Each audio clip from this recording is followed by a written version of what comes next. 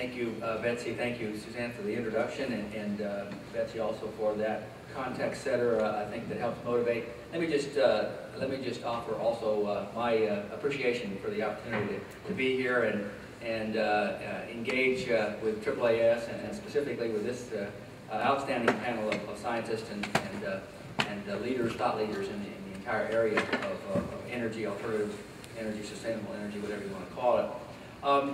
What I thought I would do this morning, this is a very complicated topic, and we end up many, many times hearing news reports and all kinds of sound bites that do not do the topic justice. So I want to start with a little bit of context setter because I think there's a lot to be said about this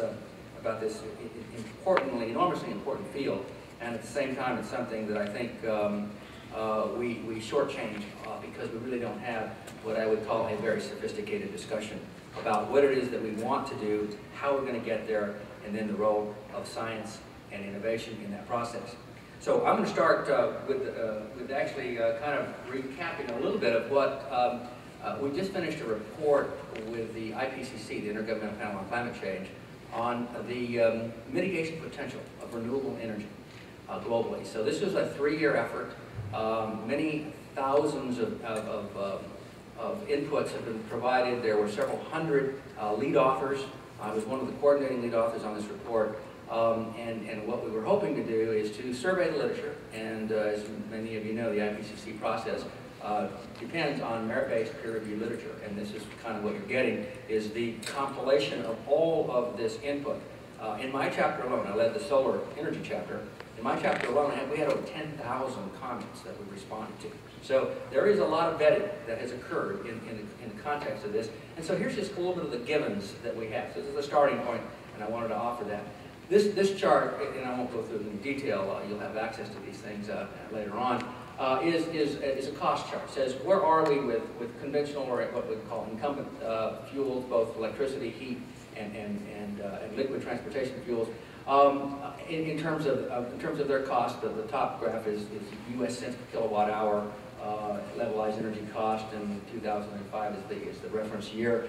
And then the bars across the rows of this particular chart are the various renewable energy technologies and where they are. There's a spectrum of those, depending on regions, depending on a variety of other factors. There's a wide range of costs that you have. For the most part, renewable energy still costs more than your incumbent fuels that are part of the system. That's the first point. Second point to make is this is kind of an energy mix, global energy mix. And the global energy mix, and there's a lot of numbers that go along with this. I'm going to just quote a few of them. But if you see the renewable energy slice, it's 12.9%. That says 12.9% of our energy demand globally comes from renewable energy.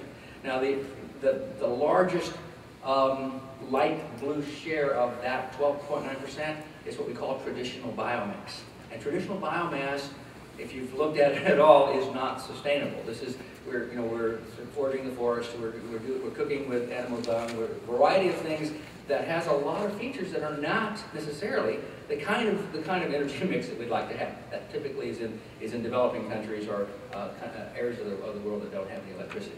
So that's a big piece. Now, if you think about this a little bit, if you look at the non-biomass, traditional biomass, 10-point-something% of that is traditional biomass. If you look at just the wind, hydropower, geothermal, and solar, and add hydropower, did I say that? And add hydropower, that's like it's like around 3%. Okay, it's a small fraction. That's the point that I want to make here. Now, that's not to say that there's not a lot of progress being made, because in fact there is a lot of progress being made. There's over 300 gigawatts, 300,000 megawatts of non-hydro renewable energy that have been deployed globally. 60 gigawatts of that is in the U.S., and obviously the rest of it is both in Europe and in Asia. This is a large amount of activity and a large fraction of work that's gone on, and the expectation is that will continue to grow. The world's appetite for energy will also continue to grow. So those are factors that we have to consider as we go forward. The third graphic that I'll show in terms of our report is what is the potential for renewable energy that I'm going to in here segment this geothermal, hydropower, ocean energy, wind, both on the electricity side and the primary energy side. And there's only one key highlight to take away from this graphic, and that is that there's an enormous amount of potential. Again, this is peer-reviewed literature. This is the best scientists and work done to date. The bars are the ranges. There's a huge range. You can see this is a log scale. So there's huge ranges of expectation of how much energy can be provided for our global energy needs from renewable energy. This is, again, the conclusion of the study. And even if you take the bottom of each one of these ranges, it's an enormous amount of energy. On the left-hand side is electricity specifically. That's 161 exajoules is the metric that we use. That's the world consumption today. And there is, in fact, a lot of opportunity to serve that from various renewable energy sources. On the right-hand side is heat, primary energy. And in some cases, like, for instance, when you're talking about solar or biomass, you can take your energy source and you can convert it to either to electricity, or you can convert it to heat, and convert it to a variety of different things. That's why on the solar side we put all of our ranges on the primary energy side, because we didn't want to have to make a distinction about are you going to convert it to electricity or convert it to heat. In either case, the point is that there's a lot of resource, and a tremendous amount of resource, even with the most conservative of estimates, again in the peer-reviewed literature. All right, so that's the next big point that I want to make. The third point, and the final point that I'll make on the study, is, and this is a very busy slide, but what I want to do is I want to draw your attention to the 2050 chart here. All of those data points on there are different scenarios that were modeled and these are techno-economic models that have been run, saying if you had a certain amount of economic dispatch of these various technologies over time, accounting for the world demand and its growth and the technology development as it goes forward, depending on the assumptions that you make, you can pretty much get any outcome that you want. Now, when we rolled this report out last summer, one of the headlines that was advertised was renewable energy. IPCC says renewable energy can provide 77% of global world energy needs. Okay. Well, if you look real closely, there is one data point way at the top on the left-hand side under a particular scenario where you can get 77% of your global energy demand from renewable energy. There's also a data point way at the bottom on the right-hand side that says 5%. Okay? There's 164 scenarios that were run. And in the context of whatever assumptions you make, you can get pretty much whatever answer you want. I frequently get the question, so how much of this can we actually have? And the answer is, how much do you want? Because it's not limited by resource. It's not limited by technology. It is limited by how we choose to both use and generate energy. And that's the key takeaway from this particular slide, is that the discussion shouldn't be about how much can I have. It's really more about how can we get how much we think is appropriate for a future energy scenario. So I like the way Betsy had set this thing up. The present system, by most accounts, is not the kind of system that we want for the future. We need a different system going forward. And the question of the opportunity for us is, there's a lot of opportunity certainly to use a lot more renewables, should we choose to do that. Now, the one other underlying fact that comes out of this report, and many other reports like it, is the fact that innovation is key. Technology development is key. And the pace at which we include these technologies, I think, is actually very, very important as well. If we didn't care how long it took, then maybe market forces and a variety of other things could be relied on to ultimately get us to where we need to be. Eventually, we will go to the point we need to be. That's certainly a personal opinion about that. On the other hand, we don't have that kind of time. If you look at what are the motivations that Betsy put on her first chart regarding all of the things that are unsustainable and or otherwise undesirable about the energy system we have today. So science, innovation is absolutely essential. That's why I think it's important to continue to invest, both from a public policy standpoint, from a private standpoint, and start to get us into a mode where we can begin to adopt a variety of additional alternatives going forward. Here's a number of the things that are required to get science into the marketplace and deployed. So I'll kind of make another point by talking about a number of the things that we're doing in our laboratory, but certainly this is true, I think, of the enterprise globally. And that is that technology is being advanced primarily through public-private partnerships It is being advanced through public policies. It's being advanced, again, through cooperation and collaboration.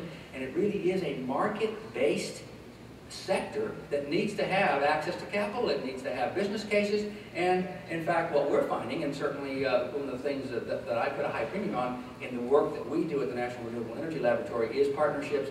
And we have over 100, we have over 300 active partnerships. We have 136 new cooperative research and development agreements as of last year. This is just a few of those that we have, that we started up in the last year or so. And one of the things that we know there's a lot of debate about how do you make government investment. For every dollar of investment that's made with the partnership, we get $6 of private sector participation. So it's a 6-to-1 leverage for the politicians that are out there that want to understand, is this a good investment? The short answer is it's a good investment. You put in $1 of government resource, you get $6 of private sector resource to collaborate toward moving the technology more quickly. I think that's a pretty good testament. There's a number of things that have to occur. And I will start, in kind of the top one on this particular graphic is integration. So one of the things that I always get asked as well is how much of this is going on today. In the U.S., I'm sad to say, it's a small part of what's going on globally. There's over $200 billion of investment being made in the renewable energy industry today. Most of it, 90% of it, is in Europe and Asia, not in the U.S. And so for those of us in the U.S., this is a bit disappointing, because much of the innovation that occurred, I think, was pioneered over the last 30 years in U.S. universities and national laboratories.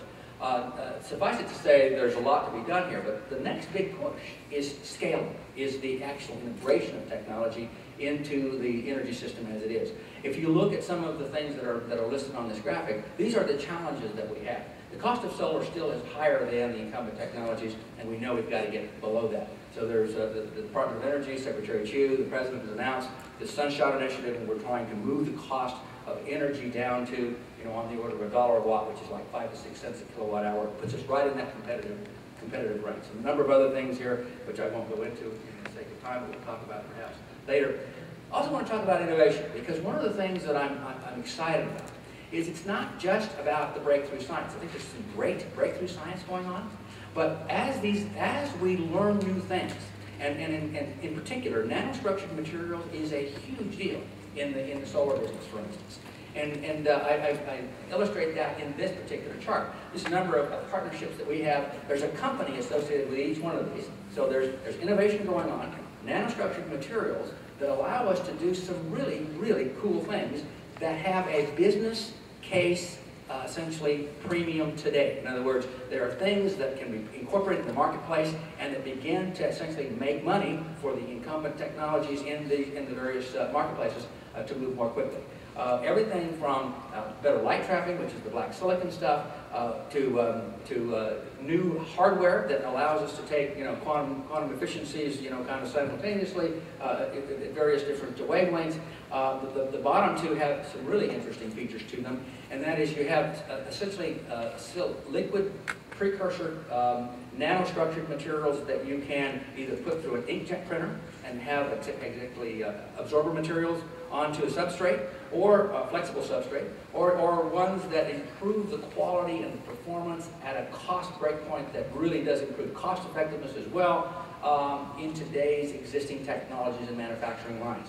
And in the case of Innovolite, that was just bought by DuPont, and they are incorporating these things. The machines, what it is, it's a silicon ink that you can, and actually it's a selective emitter for photovoltaics, if those of you that know about silicon devices. And you can put this on these devices, and it improves performance and reduces cost, all in a manufacturing line that are existing today. Those things, and the one on the left-hand side is thin film photovoltaics. It's copper, indium, gallium, selenide, and that particular technology is one that you can actually begin to think about painting onto substrates. You can paint it onto the surface, and it gives you performance. It's equivalent to wafer-based technology. These are revolutionary on the one side, and on the second side, they are moving into the marketplace very, very quickly. And we're very excited by, I think, what they have to offer. There are a number of technologies, and in fact, if you look, there's a number of different pathways. On the right-hand side is kind of what the incumbent, or what I would call Generation 1 technology. On the left-hand side, you see the emerging technologies. It is too early in this game to know which one of these technologies will ultimately find their way to be dominant in the marketplace. Right now, the industry is small, but it's growing at double-digit growth rates on an annual basis. And then there continues to be incredibly interesting technology and what I would call basic physics breakthroughs. We've recently been able to demonstrate what we call multiple exciton generation. Normally, when you have bulk semiconductors, there's a certain one-to-one ratio between a photon coming into the cell and an electron hole pair generation, and that's typically governed by the band gap, and there are some fundamental limits on bulk semiconductors. At the nanoscale, you can actually begin to see things that don't follow those basic physics, and as a consequence of that, you can get one photon coming in and generating multiple exciton hole pairs. It increases the efficiency of a solar cell by, in some cases, a factor of 2 or 3. And it's these kind of breakthroughs that eventually will find their way into the marketplace. It may take 20 years. Some of the stuff that we've talked about in the past, today's technology, was technology that will hopefully, some of you will remember, but that was technology we pioneered literally in the late 70s, early 80s. And it's taken that long. The time scales for these things to find their way in the marketplace do take time. But I wanted just to say, exciting technology going on in the marketplace. And you'll hear from Sandy and David later regarding things that relate to weather, relate to the opportunity to capture the energy more effectively, and then to make it more cost effective in terms of how we use it and how we generate it. And big wind turbines are a big piece of that, as well as all of the climate modeling and all of the resource assessment that goes along with how do I make a business case to utility that I've got dispatchable power. Those are the things that the marketplace cares about. We don't typically think about them in the science community, but in fact, it is a huge area of importance in terms of cost effectiveness.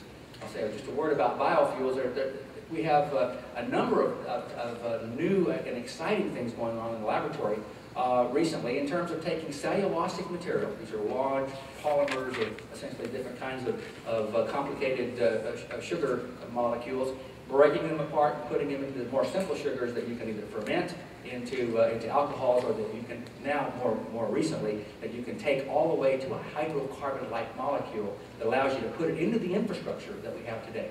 This is the next big thing that happens in the biofuel area, and it is a huge, I think, opportunity. All of this has to be coupled, though, with a huge amount of efficiency and integration. So this is my last kind of technical piece to really talk about the fact that one of the things that's necessary here is to think about our system as a whole. It's a systems level problem with systems level solutions. And it, in fact, has a lot of local dynamics to it, depending on your resources, depending on your business cases, depending on how we, again, generate and use energy.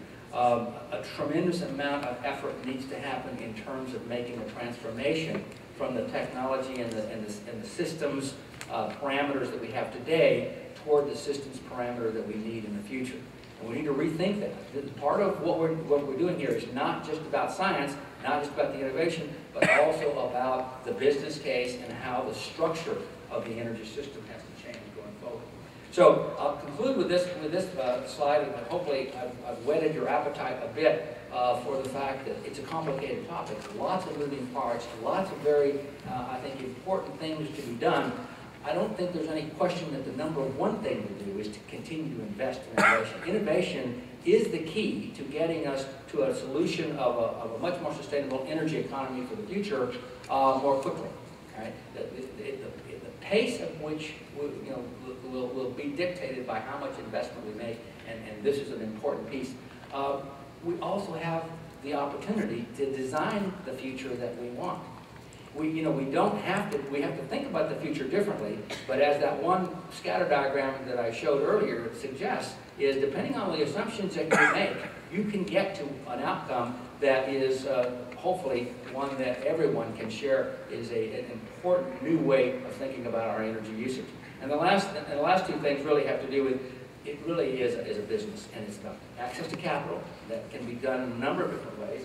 And it's also a global business because it is, energy is a commodity to first order, and it does have implications across the world. And in fact, I think this is an area where there's a tremendous amount of energy with our colleagues both in Europe and Asia and in North America, where there's a genuine shared vision about what needs to occur.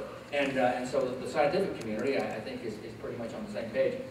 We need to get all of our stakeholders, you know, the folks who essentially make decisions on budgets and those kinds of things also to be in concert. So I thank you for your attention, and hopefully we'll have a continued discussion as you hear more from the panelists.